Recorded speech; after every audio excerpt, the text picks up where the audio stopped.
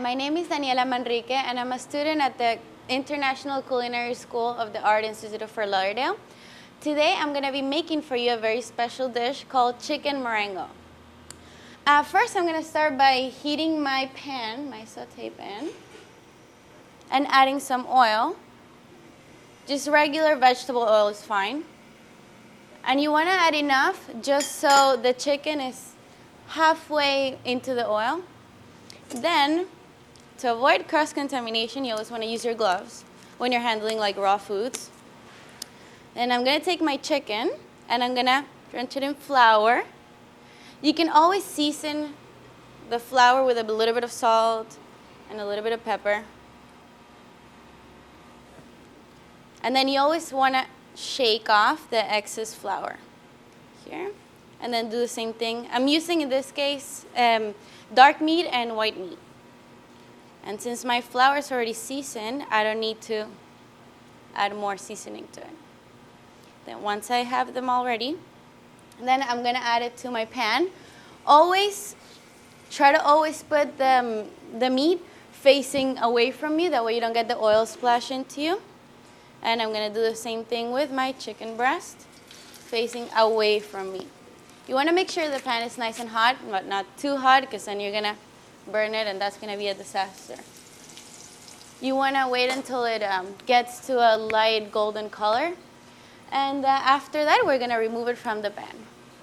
Now that my chicken is brown on both sides, a nice golden brown, we're going to remove it from the pan to start making our sauce. You want to keep it someplace where it's warm. In this case, I'm going to put it in the oven at very low heat. You don't want to cook it right now. You just want to place it so it keeps warm while we make our sauce.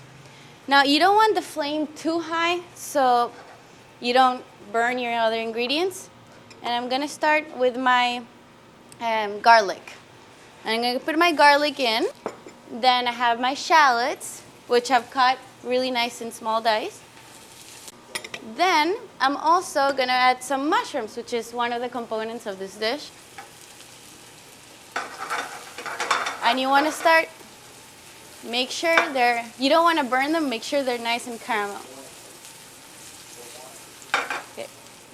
Now, you want to always deglaze this, well, in this recipe, you want to deglaze with your wine.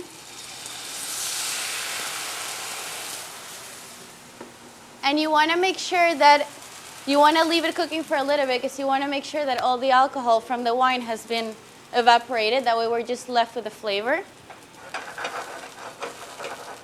So you want to leave it. What's interesting about this dish is that it's actually, I always thought it was a French dish, but it's actually an Italian dish from North Italy, which the French took over and then over the dish, and now it's a French dish. Now I'm going to add my tomatoes and some veal stock. And always season with a little bit of salt and a little bit of pepper. Fresh ground pepper is good. It's always better because you have all those oils still left in there. Okay.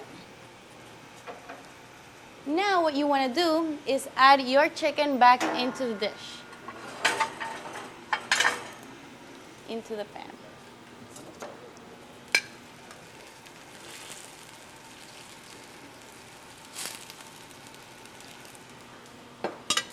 And once they're nice, submerged in there in the liquid, you're going to put it in the oven. Now that my chicken is cooking, I'm going to start showing you guys how to do the garnish for this dish. First, we're going to start with an egg. It's going to be a fried egg. So I always like to crack my eggs in a bowl before I ever do anything with them, because we never know if it's good, if it's bad, how it is. So here I have my cracked egg. I'm going to turn on my burner over here.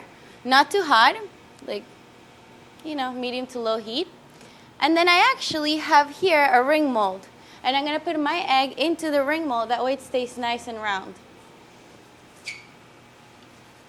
Okay, so I just put the egg into my pan to fry. And now I'm going to start with my shrimp.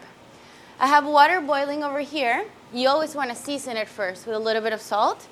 That way that gets into the shrimp. And now I'm gonna add my shrimp.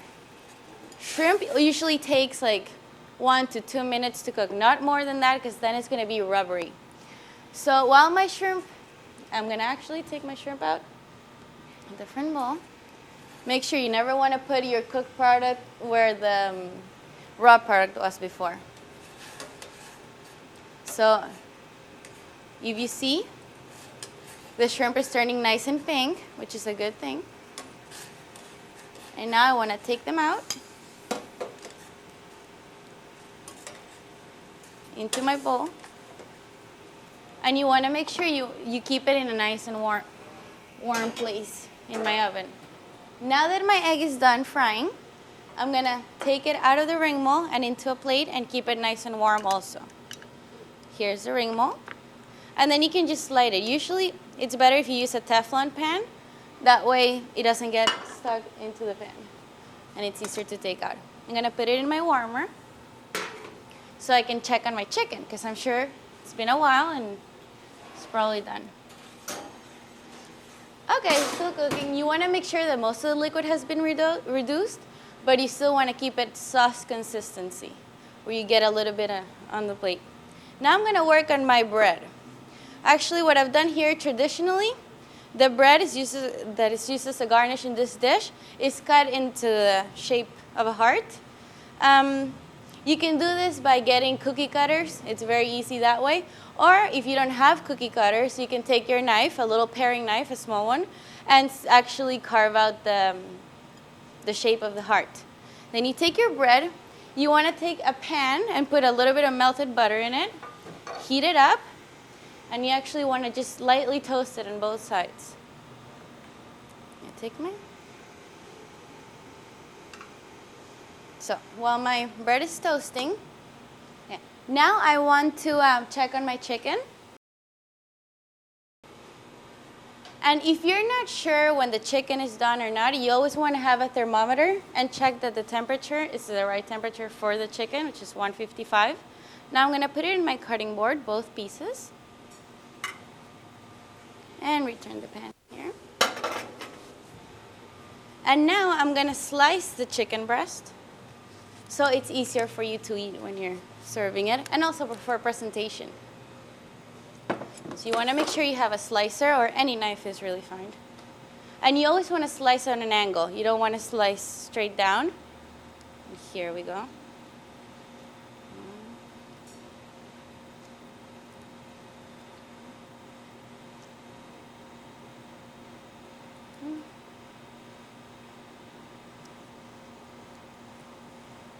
And 4.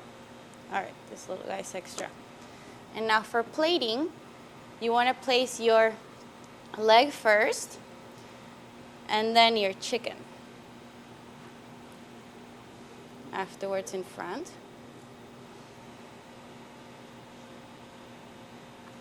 And then don't forget you have all your garnishes and your sauce.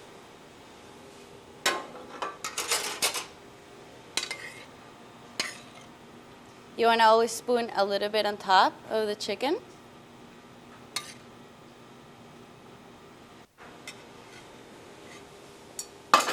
And then all the other components. Here was my fried egg, which goes right on top.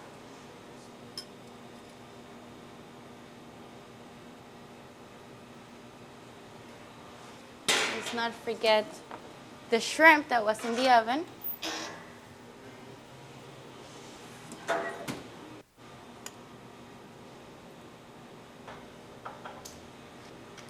You can put 2 to 3 shrimps, it's okay. And after that, of course, how could we forget our bread. Now to give it some color, some green, I'm going to sprinkle a little bit of parsley on top. And here you got it. This is chicken marengo.